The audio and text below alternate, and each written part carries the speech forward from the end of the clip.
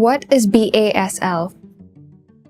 BASL means Black American Sign Language.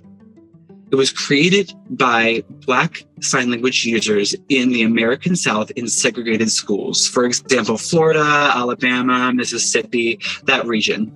So they were segregated and developed their own sign language that was in use and is still in use. For a while, it began to sort of disappear, but now it's kind of on the comeback in a sense.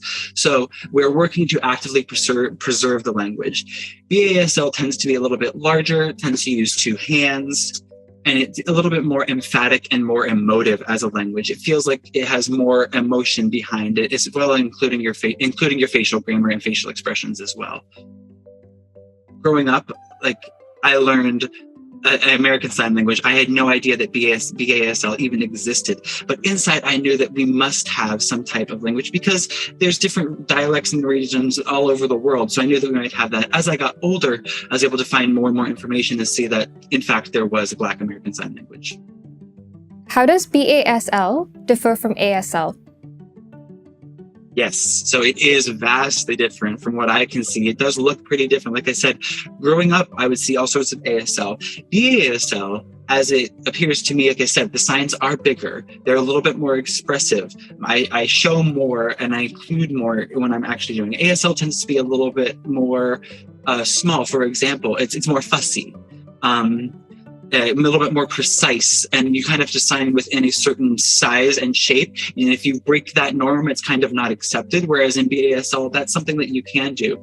Originally, sign language comes from French Sign Language. So Laurent Clair and Thomas Gallaudet originally went to France, learned French Sign, and brought it back to the States to become what would eventually become American Sign Language. And so French has a really strong influence on that, and it sort of has a sense of the colonization of language colonization of the world too. So it's really interesting to see where and what languages we choose to preserve. Some languages we do preserve, but we don't use much still.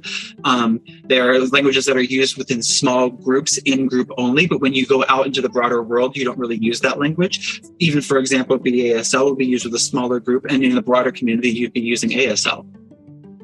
Can anyone use BASL?